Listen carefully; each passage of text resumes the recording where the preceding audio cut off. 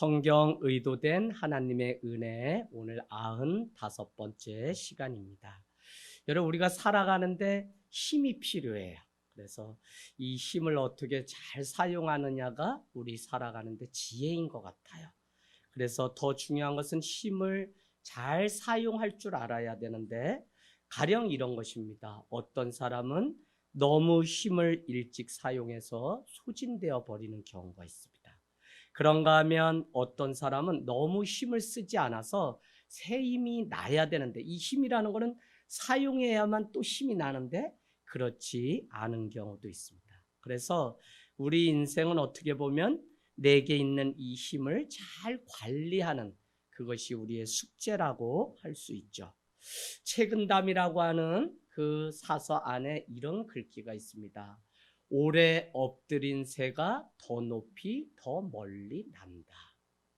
사람들은 빨리 인기에 영합해서 나의 힘을, 나의 능력을 보이기를 원하지만 사실 책은담이라고 하는 이 글귀만 해도 오래 엎드린 새, 실력을 쌓고 또 힘을 모아둔 그 새가 더 높이 더 멀리 날 수 있다라는 것입니다.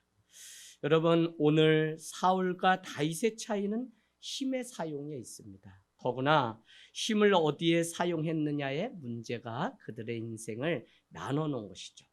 사울은 너무 일찍 훈련이 없이 쉽게 왕자의 자리에 오름으로 인해서 자기의 힘을 과시하려고 하는 그 욕망이 그 안에 있었습니다. 그런가 하면 다윗은 정말 광야 가운데 나가서 훈련을 통해서 가장 작고 연약하고 힘이 없는 자들이 누구인지 볼 수 있는 세밀함과 배려심을 그는 가지게 되면서 오늘 우리가 읽은 말씀처럼 유다의 사람들이 그를 왕으로 세우는 일들을 경험하게 됩니다.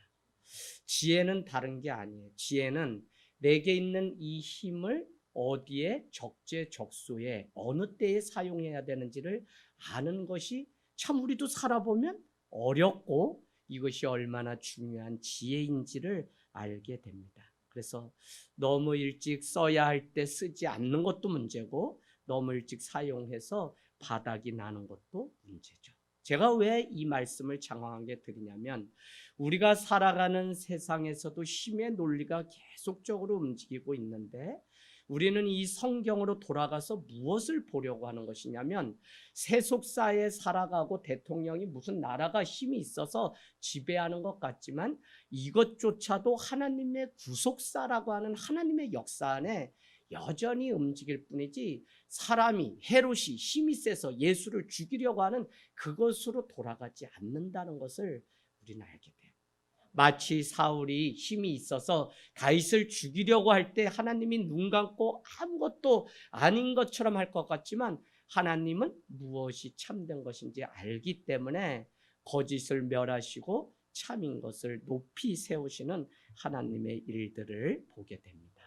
여러분 오늘 우리는 사무엘 하로 시작되는 그 이야기는 다른 것이 아니다.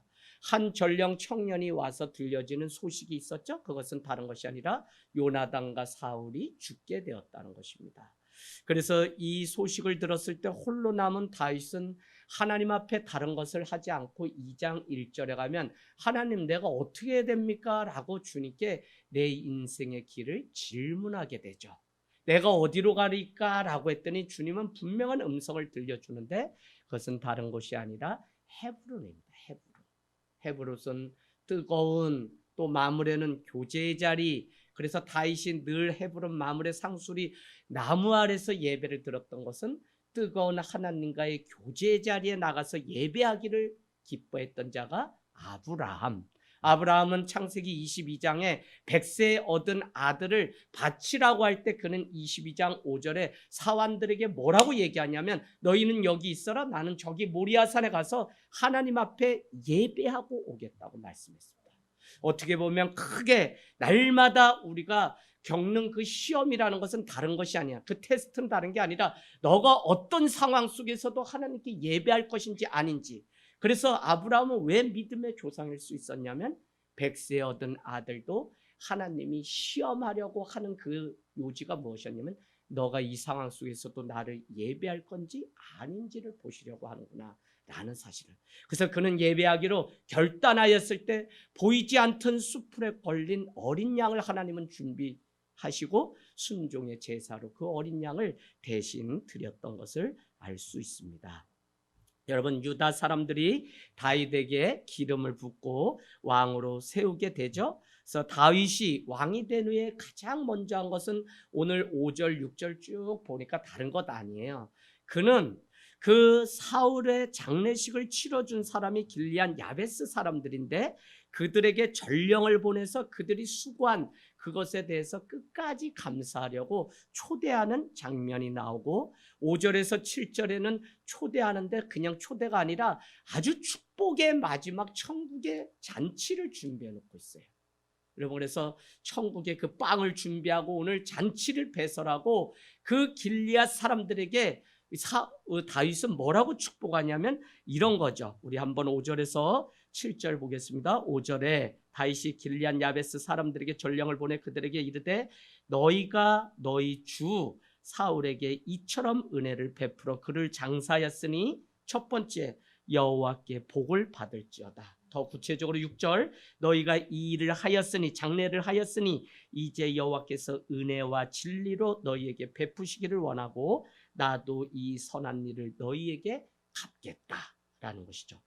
7절에 이제 너희는 손을 강하게 하고 담대히 할지어다 너희 주 사울이 죽었고 또 유다 족속이 내게 기름을 부어 그들의 왕으로 삼았음이니라 하니라. 그래서 여러분, 우리가 신앙생활이 하나님이 가장 기뻐하시는 게 뭐죠? 히브리서는 11장 6절에 믿음이라고 말씀합니다.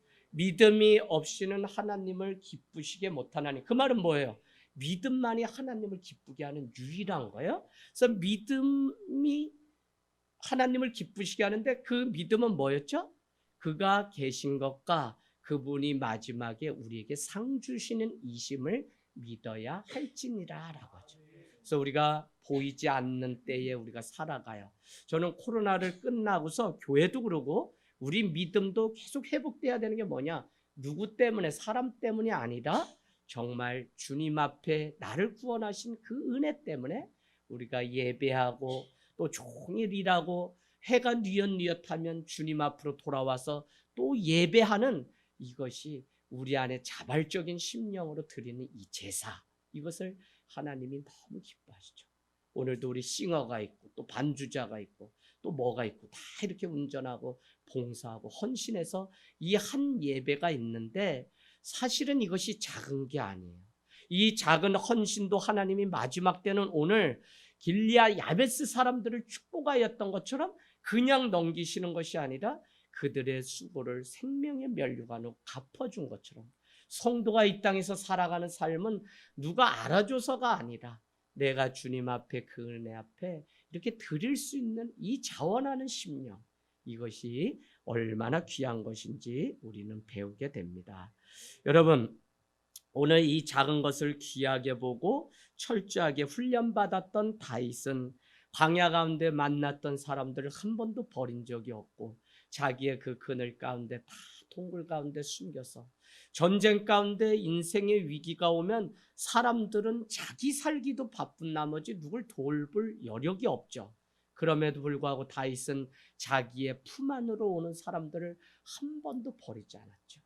그래서 우리는 참 다윗이 왜 정말 하나님이 세우신 왕인지 우리는 다시 배우게 됩니다.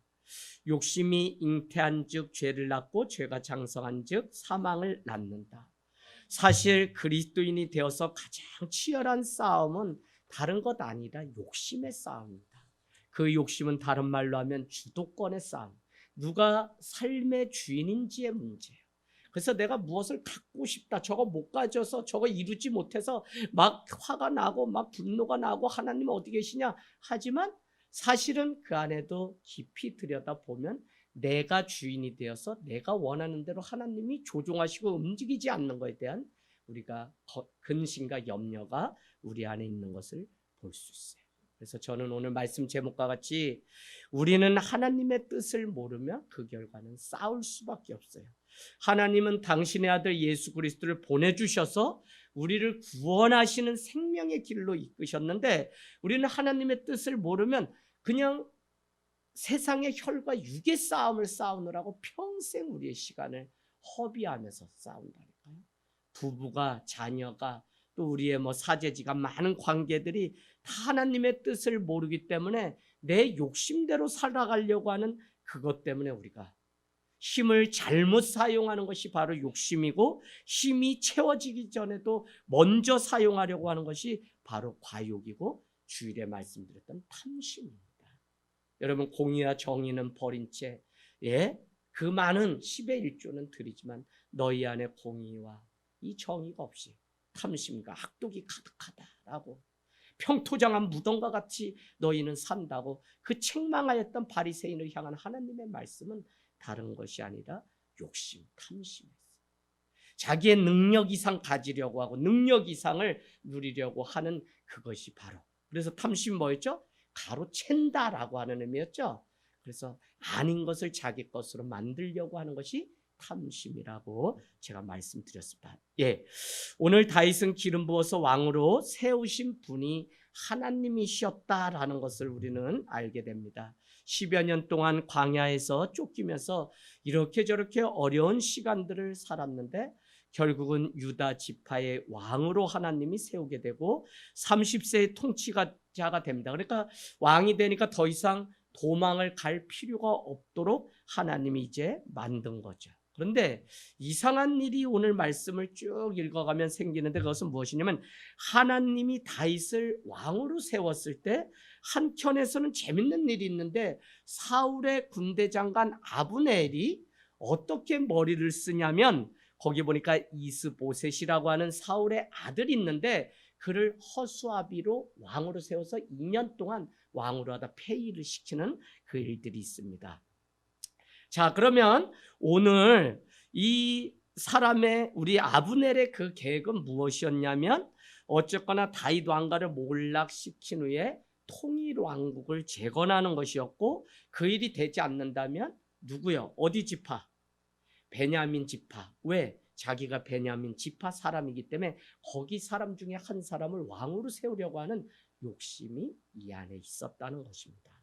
여러분, 결국 오늘 이 사건은 욕심이 잉태하여 사망에 이른다고 하는 것처럼 다 죽게 되는 일들로 마치게 됩니다.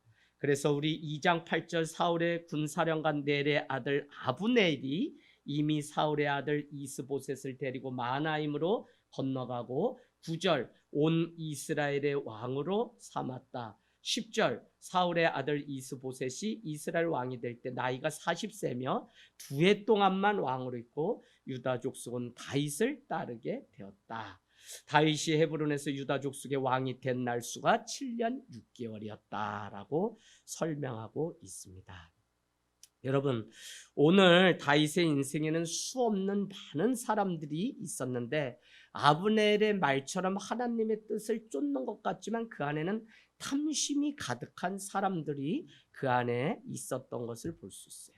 그래서 우리가 우리 자신을 말씀을 통해 또 오늘 점검하고 성찰하기는, 이 사순절 예수님의 고난, 그러나 그 너머 있는 부활의 여정을 지금 걸어가고 있는 기간인데, 우리 안에 정말 하나님을 말하면서 탐심으로 가득한 것은 없는지를 우리가 돌아볼 필요가 있습니다.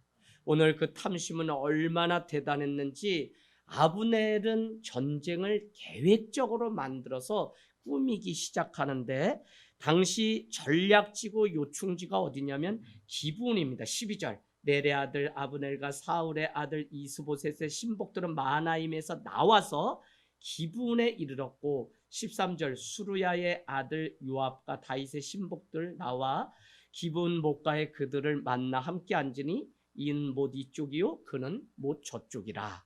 그러니까 여러분, 사울과 이 다윗의 후손들이, 요압 왕으로 대표되는 장군으로 대표되는 사람이 누구예요? 다윗 쪽. 그 다음에 아브넬은 사울 쪽. 이 두 사람은 다 사실 우리가 세밀하게 보면 계획적으로 두 사람 다 욕심이 있어서 멈춰야 될 때 멈추지 못함으로 인해서 동족 상잔의 아픔, 그래서 사람들이 다 죽고 양쪽에 12명의 사람들을 세워서 전쟁을 일으키게 되는데 결국 24명이 젊은 청년들이 다 죽게 되는 일들이 일어나게 됩니다. 여러분, 오늘 기본을 손에 넣어야 되는 이유가 있는데 그것은 요충지입니다. 다윗을 물리친 후에 이스보셋을 폐위하고 베냐민 지파 중에 왕으로 세우려고 하는 아브넬의 이 계획, 그런가 하면 다윗과 유다 지파들도 이곳이 중요한 요충지입니다. 그래서 13절은 수루야의 아들 요압, 수루야의 아들 요압은 첫째 아들이죠. 그죠? 둘째는 아비세, 셋째는 아사헬이라고 하는 사람이 있죠. 그리고 수루야는 누구예요? 다윗의 누나입니다. 그래서 다윗의 누나 수루야의 아들 요압이 다윗 쪽에서 최고의 군대 장관인데 그 두 사람의 욕심 때문에 오늘 기브온 목가에서 큰 전쟁이 일어나게 됩니다. 여러분은 아부엘에서 베냐민 지파며 사울 왕과 사촌지간이다라는 기본 정보는 가지고 있어야 됩니다. 그 다음에 요압은 다윗의 누이 수루야의 첫째 아들. 그러고 보면 수루야의 첫째 아들이니까 이렇게 해서 아들을 낳았으니까 제가 볼 때는 뭐 이렇게 연령이 다윗과 별반 다르지 않는 비슷한 나이일 것으로 그렇게 보입니다. 어쨌거나 이쪽과 저쪽의 대표들 12명씩 해서 싸우게 되는데 우리가 북쪽 지파는 어떻게 돼요? 북쪽 지파는 11지파, 남쪽 지파는 유다 지파 하나가 되게 되죠, 지금.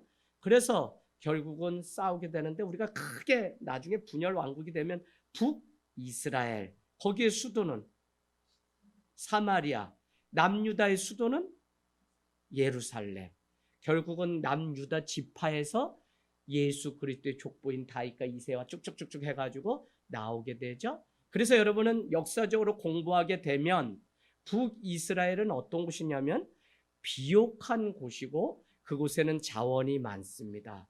그래서 이곳은 이렇게 안 해도 수고하지 않아도 자기 자신들이 풍성한 하나님의 축복을 받았다고 착각하는 사람들. 그런가 하면 우리가 잘 아는 것처럼 남유다는 150년 뒤에 멸망하는데 거기는 먹고 살 뭐가 없어요. 그래서 열심히 해야 돼. 전쟁 힘도 약해요. 그러나 하나님만을 의지하는 그 믿음 때문에 남유다는 하나님이 쓰셔서 그곳에서 예수 그리스도가 나오시는 것을 우리는 알 수 있습니다. 자, 그래서 오늘 어떻게든지 이기려고 하는 그들의 모습이 있는데요. 30세의 다윗이 왕이 되었고 계속해서 우리가 놓치지 말아야 되는 것은 그 사울의 군대 장관 아브넬은 아무리 많은 말을 오늘 읽어보면 하지만 그는 다 계획적이고 자기의 욕심을 채우기 위한 기회주의에 불과했다. 반면에 요압은 다윗의 군대 장관이지만 그는 억세고 거친 사람입니다. 그래서 자신이 이루어야 되는 어떤 목표가 있으면 어떻게 해서든지 이기려고 하는 근성이 있어요. 그러니까 이 전쟁이 끝날 수가 없어요. 일단 아브넬은 요압에서 기선 제압을 위해서 14절 가보실래요? 전투를 제안합니다. 아브넬은 14절에 뭐라고 하냐면 각각 12명의 젊은 청년들을 우리가 이 기본에 만나게 해서 전투를 한번 해보자 라고 일명 경연대회를 15절에 하게 되고요. 그 싸움은 이런 겁니다. 서로 머리를 잡고 칼로 상대방의 옆구리를 찌르며 일제히 다 쓰러지게 되니까 결국 12명 다 죽게 돼서 24명이 죽었다고 제가 말씀드리는 겁니다. 16절에 그래서 그날 그 비참함이 얼마나 대단한지 헬갓 핫수림이라고 하는 지명 이름이 있는데 거기다 여러분 써놓으세요. 칼의 밭이라는 의미예요. 칼에 다 찔려서 그날 죽은 거니까. 또 다른 의미는 날카로운 칼의 밭. 어쨌거나 칼의 밭. 이 두 군대 장관의 자기 욕구를 채우려고 하는 욕심 때문에 누구도 난 사람이 없어요. 요압도 아니고 아브넬도 아닙니다. 다 하나님의 뜻을 거역한 자예요. 그 욕심을 채우려고 한 것이 오늘 24명이 죽게 되고 칼의 밭인 헬갓 핫수림이라고 하는 지명이 등장하게 됩니다. 시작은 우연이었고 다음에는 자존심 때문에 계속 싸우게 됐고, 이것은 남과 북으로 갈라지는 이 동족 상잔에 마치 우리가 남과 북이 싸우는 것처럼 그런 일들이 있게 되죠. 결과는 어떻죠? 17절에 가보니까 다윗의 쪽이 이기게 되죠. 그래서 여러분, 전쟁은 이긴 것 같지만, 그러나 여러분께 제가 문제를 드리면 오늘 이 전쟁의 정말 승리자는 누구나요? 없어요. 오늘 다윗이 싸워서 이겼다고 하지만 다 피를 보고 죽는 싸움이기 때문에 세상의 혈과 육의 싸움은 바로 이와 같이 승리자가 없는 거예요. 자기는 뭐 이 싸움에서 내가 이겼으니 내가 힘이 세다. 오늘 남편 이제 뭐 쉘이 잡았기 때문에 이제 뭐 돈이고 뭐고 내가 우리 집 주도권 다 잡고 있기 때문에 허허 이제는 천하 만만세, 이렇게 여성들이 외칠 수 있지만 전혀 그렇지 않아요. 그리고 우리 집은 잘 돌아가요. 잘 돌아가는 게, 나는 돈을 벌 줄 알고 쓸 줄 알지만 카드값이 얼마 있는지 일단 모르고, 인터넷 뱅킹이 어떻게 하는지 모르고, 카카오페이를 왜 못하냐고, 네가 공부를 대학원은 나왔냐고 의심하는데 나왔거든 정확히. 근데 나는 할 줄을 몰라. 그래서 뭘 이렇게 해달라고 하면 지금도 미안한 게, 집사람 보고 어디에다가 얼마 좀 넣어주고 그러면 이젠 당신이 좀 해야지, 직장에서 일하다가 이렇게 하면. 근데 나는 돈을 내가 욕심을 전혀 안 내니까 그래도 건사하고 같이 데리고 살겠지. 내가 아무것도 모른 척하면서 뒤로 뭘 태고 인마이 포켓하면 저 사람 욕심 있다 이러고 하죠, 그죠? 혈과 육의 싸움이 되질 않는 거예요. 욕심이 없으니까. 그러니까 뭐 난 그렇다 그래서 내가 뭐 쓰거나 뭐 이렇게 벌어다 주는 것도 아닌데, 너는 내가 어떻게 뭐 어디 붙이고 쓰진 않았으니까 소리를 얼마 큰 소리 치는데, 아니 내가 그렇게 쇠가 빠지게 벌어다 주는데 돈이 벌 수 없다고 이렇게 큰 소리 쳐요. 그럼 얼마나 벌어다 줬다고 이러는데 나는 모른다니까 뭐 어떻게 돌아가는 건지. 지금까지 그렇게 산 게 참 기적이에요.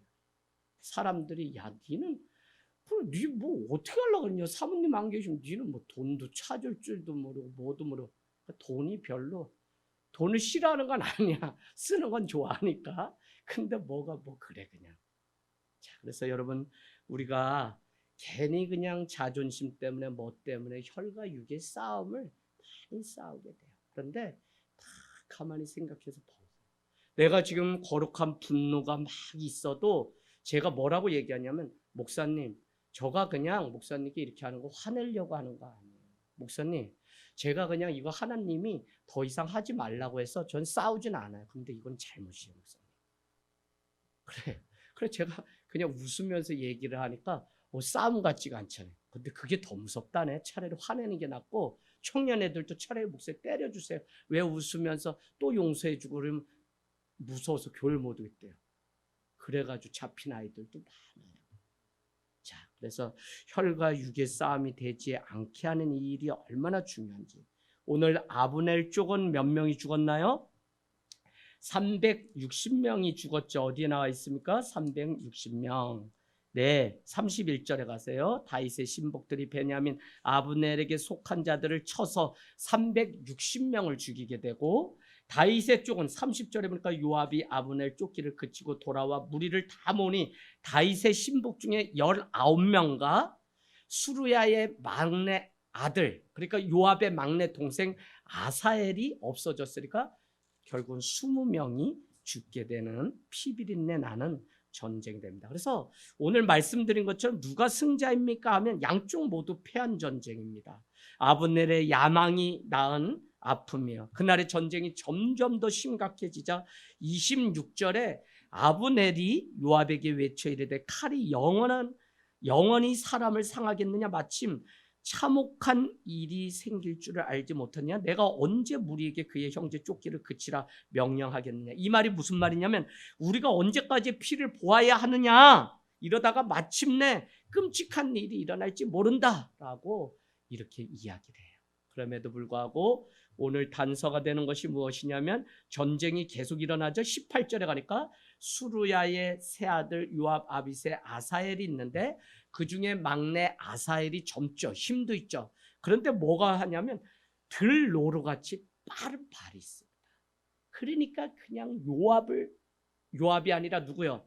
아브넬을 죽이겠다고 그냥 끝까지 쫓아가니까 22절에 뭐라고 얘기했냐면 아브넬이 다시 아사엘에게 이르되 너는 나 쫓는 거를 그쳐라 제발.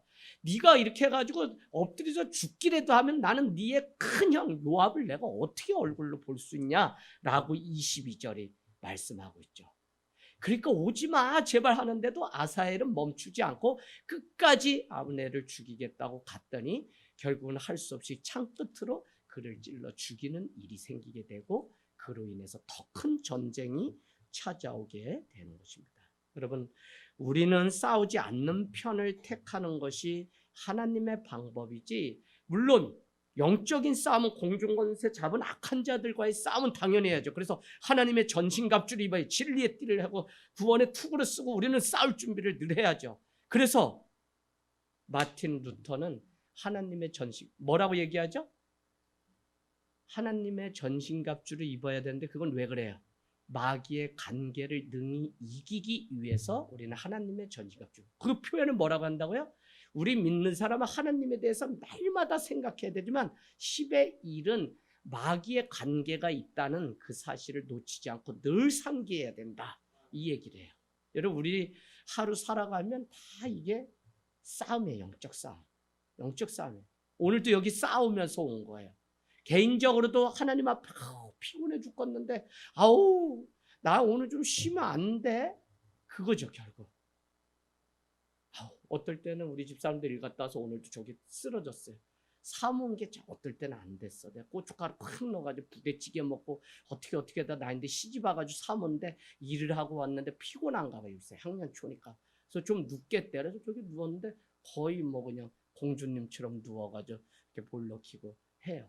아유 저 사람 사모 아니면 집에 가서 그냥 이불 깔고 한잠 자라고 좀 해주고 싶은 인간적인 마음도 있지 왜 없어. 그래도 사람들 오는 소리 기가 막혀. 이제는 사모도 거의 뭐 30년 가까이 하니까 벌떡 일어나가지고 하고 이렇게 또 다연이 왔니? 난 제가 오기 전에 그래서 깨우려고 준비하고 있었는데 다연이가 일찍 왔어요. 그래서 여러분 늘 깨어 있어야죠. 늘 영적 싸움이에요 사실. 그래서 오늘도 TV 앞에 있지 않고 이렇게 예배에 나오셔서 함께 하는 게 이게 쉬운 게 아니에요.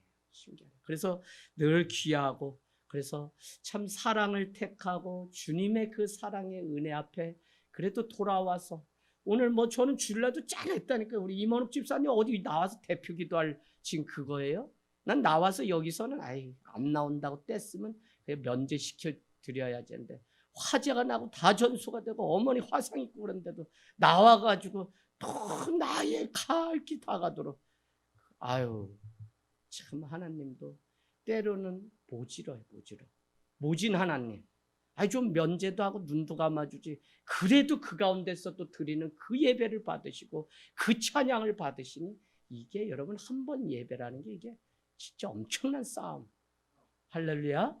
그러나 이 거룩한 산 제사를 드리는 훈련이 아니면 마지막에 우리를 위해 있는 영광의 면류관과 생명의 면류관이 없는 거예요. 그러니까 날마다 우리는 때를 얻든지 못 얻든지 그 예배 한 번의 그 시간을 위해서 이렇게 싸워내는 귀한 모습이 얼마나 대단한지 모릅니다. 자, 싸우면 승자는 아무도 없게 돼요. 우리의 싸움은 악한 공중권세 잡은 자들과의 싸움입니다. 그래서 사단이 좋아서 더욱 싸우라고 부추기는 것을 우리는 노란하면 안 돼요. 이게 누가 좋아하는 건지. 싸움에는 하나님의 섭리나 계획은 없어요. 근데 우리는 계속 한번 물으면 죽으라고. 이게 아주 다 무슨 멍멍이를 잘못 드셨나 다 새 파트야. 물었다면 안 노는데 특히 부부가 그래. 평생 애들이 아주 고개를 절레절레. 그래 물어봐요 제가. 너 결혼 일찍 할 거니? 네 저는 25 안 넘길 거예요. 그러면 그 집은 엄마 아빠가 행복하게 사는 거. 결혼을 왜 해요? 그거 전 안 해요. 이러면 행복하게 안 사는 거예요. 요거는 유치원 선생님들은 다 알아요. 월요일날 딱 오면 애들이 지네 입으로 다 얘기해 준대. 어제요 우리 엄마 아빠요 술 대병 먹고요 그냥 쌈이 크게 나가지고 저 겨우 유치원 왔어요. 그 선생님 다 알아. 다 세계돼 있어요 여러분. 빨리 주님 앞에 손들고 제대로 사는 게. 오늘 제가 강도사님하고도 얘기하고 같이 많은 분들 이야기 나눴어요. 여러분 이 균형이라는 게 다른 거 아니에요. 우리가 싸우는 길을 택하지 않고 어쨌거나 거기에 하나님의 은혜가 차고 넘칠 수 있도록 하는 그 일이 우리의 싸움입니다. 자, 수르야에게 세 아들이 있는데 셋째 아들 아사헬은 발이 빠르고 전투력은 높지 않았던 것 같죠? 18절 사울 진영에 군대 장관 아브넬을 상대하기에는 역부족인데 끝까지 가서 또 싸우겠다고 막 욕심을 부려봅니다. 곤란한 아브넬은 아사헬에게 뭐라고 얘기하냐면 죽일 마음이 없으니 계속해서 자신을 죽이려는 그 아사헬을 멈추게 하지만 그러지 않으니까 결국 죽일 수밖에 없는 일들이 있게 됩니다. 오늘 생각해 봐야 되는 것은 뭐냐면 아사헬에게 장점이라고 하는 것이 빠른 발이 있었다라고 하는 거죠. 그래서 자신의 장점을 자기 자신을 해치는 결과가 될 수 있다는 사실도 우리는 알아야 되는데 내가 뭐 잘하고 내가 뭐 준비되고 내가 뭐 하면 우리는 그냥 힘을 막 쏟으려고 해요. 여러분 우리가 잘하는 거에 우리 꾀에 늘 걸려 넘어지는데 아직도 몰라요? 저도 제가 살아온 삶을 생각해 보면 사람처럼 미련한 건 없어. 남들보다 잘하는 그게 나를 고통스럽게 했지. 다 그래요. 여기 뭐 우리 집사님들 다 제 간증 들었는데 한때 뭐 그것 때문에 다 뭐 천하를 다 지배했죠. 근데 그것 때문에 힘든 거예요. 참 이게 아이러니. 그래서 여러분 우리는 오히려 연약할 때 하나님을 의지하고 연약할 때 남유다가 먹을 거 아무것도 없는 척박함 속에 하나님만 의지함으로 남유다 왕국은 150년을 북이스라엘보다 더구나 다윗에게 영원한 왕국에 대한 언약을 주었기 때문에 다윗의 언약이 그대로 성취되는 것을 우리는 볼 수 있습니다. 오히려 나를 강하게 하시는 하나님만 의지해야지 하나님 외에는 아무것도 없어요. 내가 뭐 장점이 있고 뭐 잘한다고 해도 아무것도 없어요. 교회도 언제 조심해야 되냐면 뭐 승승장구하고 뭐 따박따박 뭘 안 해도 사람들이 와서 다 안고 그러면 뭐 목회가 쉽게요? 근데 그렇지 않잖아요. 이 한 사람 1년에 한 가정만 세우자가 우리 교회 목표로 해서 지금까지 여러분 교회가 코로나고 뭐고 여러분이 물론 하나님 앞에 은혜로 사셔서 그러지만 우리가 뭐 오합지졸 다 모이는 교회 어쨌거나 숫자 늘리고 뭐 막 늘려서 오산 이거 뭐 쬐꼬만 동네 뭐 이거 들었다 놨다 하겠다 막 이런 목표였으면 여러분 우리 흔들렸다니까요. 그래도 눈이 오나 비가 오나 저 지하로 숨어가지고 어떻게 해서 와서 기도하고 또 제자 훈련 뭐 알아듣거나 못 듣거나 까만 건 글씨고 하얀 건 종이라는데 그런 분들 데리고 나 5년 한 게 나도 난 보통이 아니야. 나 질긴 사람이요. 목사님 난 글씨가 빼뚤어 가서 난 못 써요. 결국 싸우다가 그러면 그냥 귀만 열고 들으세요. 우리 장혜자 권사님. 그래도 권사님 얼마나 욕심인지. 그래도 목사님 저 암송하는 건 할래요. 막 동구씨 나예요. 나 들어보세요. 얼마나 같이 제자 훈련을 수료하셨어야 되는데. 여러분 이렇게 하나님이 한 사람 한 사람 세움을 통해서 교회가 여기까지 왔어요. 사실은 되게 약한 교회예요. 남들이 그래 와서 보면 목사님 뭐 하늘 땅 교회 뭐 이러니까 뭐 엄청나게 막 나보고 10,000명 모이는 교회냐고 조금 더 해서 질문하는 사람도 있어요. 와 보니까 이번 주 두 목사님이 왔어요. 별밤 그 외부 집회 은혜 받고 개척 준비하는데 너무 은혜 받아가지고 거기 교회 가면 어떤지 막 딱 왔더니 뭐 천장이고 뭐 옛날 정부에다가 뭐 사람이 칙칙한 게 뭐 목사님 그냥 그러지 또 나랑 비슷한 사람이 앞에서 막 이걸로 쟁그랑 그러는데 정신은 없지. 그래서 목사님 뭐 이거는 몇 부 예배예요? 이게 본 예배인데 왜요? 목사님 사람도 엄청 많으시고 막 이런 거 아니었어요? 아니요, 우리는 사람 많은 걸 아주 극도로 싫어해가지고 우리 이것도 지금 많다고 생각해서 좋았죠. 밥 먹으면서 좋았죠. 10번 하니까 세뇌당해서 왔어요. 목사님 되게 좋았어요 하고 또 오시겠대 사모님이랑. 근데 여러분 작아도 그 안에서 뭐가 귀한지를 보고 가셨다고 저한테 목사님 한 번 더 찾아오면 애들 맡기고 아주 하루 올 테니까 사모님은 또 사모님 좀 만나주고 이렇게 해서 해달라고.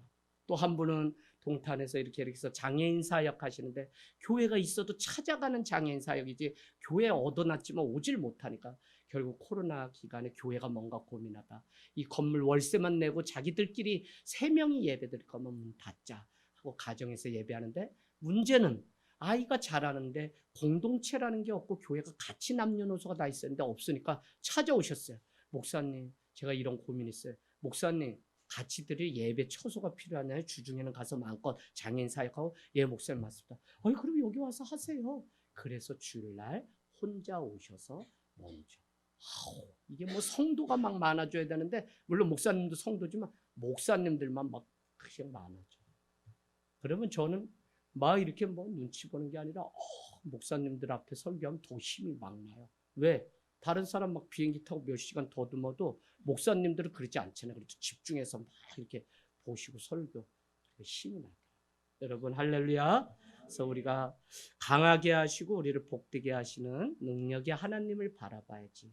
발이 빠르고 능력이 있고. 그래서 우리는 뭐라고 얘기하죠? 이사야는 이렇게 얘기합니다. 예, 노련한 장정이라도 곤비하게 자빠질 수 있고. 다 그러죠? 예, 빠른 청년, 노련한 청년도 어떻게 해요? 네, 자빠진대, 또 자빠진대. 예, 곤비하고 자빠지고 모르겠다. 예, 그래요. 그러니까 뭐 빠른 것도 또 뭐 인생 경험 많은 장정도 다 넘어지고 그랬어. 그래 하나님만 아무 도울 힘이 없는 방백 귀인을 의지하지 말고 그도 죽으면 다 흙으로 돌아가느니 하나님은 시편 140편이 그렇게 말씀해요. 그래서 여러분 여호와 하나님을 오늘 아사엘은 적장 아브넬을 자기가 잡아서 공을 세우려고 하는 욕심이 또 컸어요. 그래서 큰형 요압이 할 수 없는 그 일을 자기가 감당하려고 막 했던 거예요. 그래서 끝까지 쫓아갔다가 결국은 죽음을 당하게 되죠. 힘을 잘못 사용한 결과입니다. 막내 아사엘은 빠를 수 있지만 가장 먼저 죽는 길도 지혜가 없기 때문에 얻게 됩니다. 오늘 문제의 핵심은 요압과 아브넬이 권력의 노예가 되어서 젊은이들을 다 죽이며 전쟁을 게임하듯 이렇게 하는 모습들을 통해서 참 어리석은 것이 우리 인간이구나라는 것을 알게 됩니다. 어떻게 하나님의 나라가 다윗을 통해 이루어지는지를 볼 수 있는 눈이 있었어야 되는데 결국 그들은 그런 데 관심이 없고 자기들이 이루고자 하는 왕국을 세우려고 하다가 무너졌어요. 그래서 여러분 때가 찼고 하나님의 나라가 가까이 왔으니 회개하고 복음을 믿으라. 예수님이 마가복음에 오셔서 하신 하나님의 나라, 그래서 즉시라 그랬죠. 즉시 전한 건 하나님의 나라예요. 하나님의 나라는 하나님의 통치, 하나님의 다스림이 있는 나라. 우리가 하나님의 나라가 거룩히 임하여 주옵소서 하는 하나님의 나라는 무슨 땅, 교회 넓은 거 이게 아니라 하나님의 주권 인정하고 그분이 우리 삶의 주인 되심을 어느 곳에 가든지 인정하면서 사는 것이 하나님의 나라라고요. 그래서 여러분 교회에서 이렇게 예배드리는 하루가 중요한 것이 아니라 이것은 물론 중요하죠. 약속된 시간이고 주님 앞에. 그러나 그 약속의 말씀 가지고 세상에서 6일을 거기가 하나님의 나라가 되게 살아내는 일은 더 중요해요. 이걸 못하니까 자꾸 예배 잘 들어 집에 가다가 차 안에서 싸워가지고 분명히 아침에 올 때는 즐거운 마음으로 오늘 짬뽕하고 나 여보 먹고 싶다 이 봄이 됐는지 뭐 해가지고 뭐 탕수육 먹자 막 다 작전 짜. 예배 드리고 나가다 어떻게 뭐 이렇게 해가지고 서로 남남돼가지고 누구는 전철 타고 갔다 그러고 누구는 뭐 하고 고속도로에 어디에 내려놨더니 뭐 뒷차가 와서 박았다 막 뉴스가 요새 끔찍한 일이 막 부부가 싸워서 그랬대 나. 어떻게 이런 일이 참 우리 시대가 그렇습니다. 그래서 여러분 하나님의 나라에 관심 없으면 자기가 우상되어서 자기의 나라, 그게 대표적인 게 바벨탑 사건. 하나님의 자녀에게는 뭐를 줬죠? 예, 하나님의 자녀가 되는 권세를 줬죠. 뭐 요한복음 1장 12절 그를 영접하는 자, 그 이름 믿는 자는 하나님의 자녀가 되는 권세를 줬는데 하나님의 자녀를 통해 이루는 나라가 하나님의 나라예요. 세상 사람들이 자기 욕심을 위해서 세우는 나라는 하나님의 나라일 수가 없어요. 그건 자기 이름, 자기 명예는 할 수 있어요. 그런데 바벨탑을 쌓은 사람들은 자기의 나라를 건설하려고 하는데 하나님 애누리 없죠. 다 무너뜨리잖아요. 오늘 북이스라엘이 그렇게 멸망한 거예요. 자, 하나님의 일을 할 때 우리는 어떠한 방법으로 하나님의 일을 하는지 그 중요함을 놓치지 말아야 돼요. 그냥 일이 되는 게 아니라 가만히 보면 많은 사건들이 등장하죠. 오늘도 많은 일이 있었고 그런데 그 일 속에서도 가만히 보면 하나님이 이 일이 어떻게 하나님의 일이 되게 하고 특별히 우리의 실수고 우리의 아픔일지라도 하나님은 그 일을 통해 깨닫게 하시고 그 일을 통해서 이 일이 하나님 나라의 일이 되게 하는 걸 봐요. 그래서 여러분 우리 아픔도 있고 우리 교회 안에도 많은 눈물도 있어요. 오늘도 막 이렇게 저렇게 많은 일들로 성도님들과 막 하고 뭐 변호사 사주고 뭐 하고 막 물어왔어요. 근데 우리는 이런 일들 통해서 깨달으면 돼요. 그래서 다시 그와 같은 아픔을 겪지 않으면 그 사람이 최종에는 승리자가 돼요. 그래서 늘 우리가 끼어서 하나님의 방법, 하나님의 나라를 보기를 원합니다. 남유다는 20명, 30절이죠. 북이스라엘은 360명, 도합 380명이 오늘 아브넬과 요압의 어처구니 없는 욕심, 거기에 아사엘이 자기 이름을 내려고 끝까지 갖다 죽임을 당하는 이 일들을 통해 정말 혈과 육의 싸움은 아무 소용이 없구나. 여러분 우리가 신앙을 하는 이유가 무엇이죠? 분명하셔야 되는데 구원받으려고? 예, 맞아요. 그러나 그 전제가 있어요. 하나님의 형상이 회복돼야 돼요. 다른 말로는 하나님을 닮아가야 되는데 하나님을 날마다 우리가 닮아가기 위해서 노력해야 되는데 그것 중에 하나가 뭐냐면 영의 세계, 성령의 사람이 되어서 주님이 기뻐하시는 것이 무엇인지 민감하게 빨리 보일 수 있어야지 내가 괜히 막 욕심내가지고 이게 더 큰 문제가 되고 화가 되는 일이 얼마나 많은지 몰라요. 그래서 여러분 늘 하나님이 움직이시는 그것을 민감하게 우리가 지혜롭게 급할수록 천천히 이렇게 오늘 다 결정 안 해도 좋아요. 그러나 두고두고 하나님 앞에 기도하면서 그 뜻을 물으면 하나님이 첫 번째 응답은 평안 가운데 인도해 주신다니까. 또 여러 사람들을 통해서 들려주세요. 가장 분명한 하나님의 약속은 말씀이에요. 그래서 우리가 어렵고 힘들어도 말씀을 잡고 읽다 보면 어느 말씀에서 확 꽂힐 때가 있어요. 저희 이 길 그냥 온 거 아니에요. 여러분 그냥 결혼하려고 그냥 군대 전역하면 결혼하려고 마음속에 생각했던 자매가 김경아 사모님 안에 있었어요. 저도 제가 뭐 그냥 없이 그냥 무방비로 산 사람 아니에요. 준비하고 있었어요. 근데 병장 되면 고무신 거꾸로 신는 게 저한테도 있었어요. 근데 전쟁 가운데 막 이렇게 향로봉 고지에서 잠수함 강릉 잠수함 싸움 막 있는데 낙엽 부는데 가을이 얼마나 스산한지. 여기서 마다되는데 곧 저녁 앞두고 있다가 전쟁 가운데 동료 병사가 2명이 전사하게 되니까 나도 죽을지 모른다는 죽음이 엄습해요. 그래서 그때 다시 꺼낸 게 청년들이 갈 때 주었던 포켓 성경 로마서 5장 8절이 그날 얼마나 크게 제 상황 속에서 하나님은 말씀하세요. 뭐요? 야 세상의 사랑 그 여자 아유 다 버려. 진짜 사랑 없어. 그러나 로마서 5장 8절 너희가 연약할 때 너희가 죄인 되었을 때 너희가 아무것도 아니라고 여길 그때에 하나님은 자기 아들 예수 그리스도를 통해서 자기의 사랑을 확증해 주셨다는 할렐루야. 그래서 야 진짜 사랑이 여기 있구나. 그게 얼마나 시련의 아픔 어느 날 편지 오다가 소식 끊기면 이제 준비하라고 고참들이 그러는데 진짜인 줄 누가 알았어요.